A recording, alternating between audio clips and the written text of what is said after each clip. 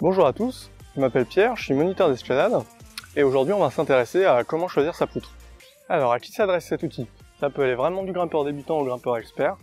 Par contre il va falloir faire attention à bien s'hydrater, à faire des repos conséquents pour éviter tout type de blessure. C'est un outil qui va être hyper intéressant pour gagner en force des doigts, mais qui peut être traumatisant. J'ai d'ailleurs fait une vidéo à ce sujet que je mettrai en description.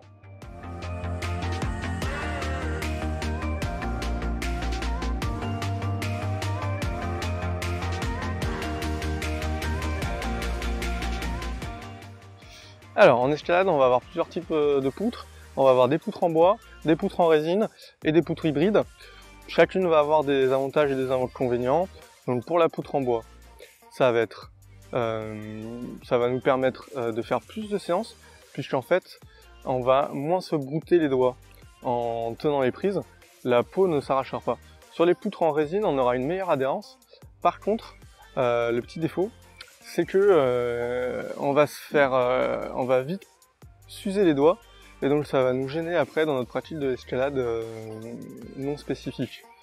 Sur les poutres hybrides, on va retrouver les deux préhensions, des préhensions en résine et des préhensions en bois en fonction de l'état de notre peau et de ce qu'on veut faire. Il existe des poutres fixes qu'on va accrocher à un mur, des poutres mobiles qu'on va pouvoir vraiment transporter partout avec nous, accrocher à un arbre, mettre dans sa valise quand on part en voyage, ou bien l'amener en falaise pour s'échauffer. Le désavantage des poutres mobiles, pour les avoir beaucoup essayé depuis quelques mois, c'est que ça va nous apporter un déséquilibre, et donc les prises seront plus dures à tenir. Ce qu'on ne va pas rencontrer sur une poutre fixe, où on n'a pas du tout de déséquilibre, et voilà, on va pouvoir vraiment se concentrer sur la tenue de prise.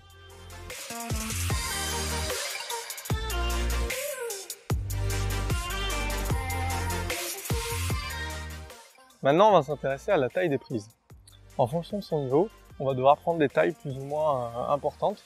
Un grimpeur débutant, par exemple, aura besoin d'avoir des bonnes prises pour démarrer son échauffement et même sa séance, alors qu'un grimpeur plutôt expert pourra vraiment avoir une poutre où il n'y a pas de bac, puisqu'il va pouvoir déjà à l'échauffement avec les pieds, etc., se suspendre sur des réglettes. Donc voilà, moi je conseille 3 tailles de prises, des grosses prises pour le début de l'échauffement, des prises intermédiaires pour la fin de l'échauffement et puis aussi travailler en endurance, et puis des petites prises qu'on peut tenir que 3 à 7 secondes pour vraiment travailler sur la force des doigts.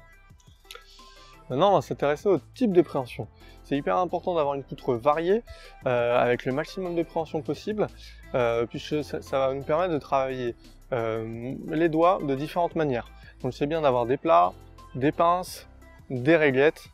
Les réglettes elles vont nous permettre de travailler en tri-doigt, en bidoigt, en monodoigt. On va pouvoir même y rajouter des cales pour diminuer la taille des prises. Moi la poutre que je trouve la plus polyvalente, c'est la Trango, parce qu'elle a des plats, elle a des pinces de différentes tailles. Elle est vraiment bien pour ça. Par contre c'est une poutre fixe. En mobile, il y a quelques poutres intéressantes que je vous mettrai ici.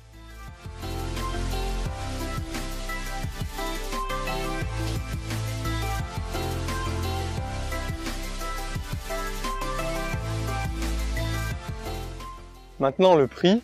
Les poutres elles vont de 30 à 120, 130 euros en fonction de la taille. Du matériau utilisé. Les poutres en bois seront plus chères. Hein. Une bonne poutre en bois c'est aux alentours de 100 euros, alors qu'une bonne poutre en résine c'est aux alentours de 50 euros. Donc vraiment il y en a un peu pour tous les budgets. Alors moi ce que je préfère en tant que grimpeur, ça va être les poutres en bois, parce que moi je grimpe beaucoup. Et donc je préfère ne pas me brouter la peau des doigts sur du travail spécifique comme ça. Je vais préférer garder ma peau pour mes projets en falaise et mes projets en bloc ou même en salle. Donc voilà, j'utilise beaucoup ça pour m'entraîner. Je fais une séance à 2 séances de poutres par semaine quand même. En plus de mes séances de grimpe. Alors avant de vous quitter, je vais vous mettre ici quelques poutres que j'affectionne particulièrement, certaines que j'utilise déjà, et puis d'autres que j'aimerais acquérir pour mon espace d'entraînement. À suivre sur cette chaîne des vidéos d'entraînement, de grimpe, de voyage. N'hésitez pas à vous abonner, mettre un pouce bleu si vous avez aimé et laisser des commentaires, j'y répondrai avec plaisir.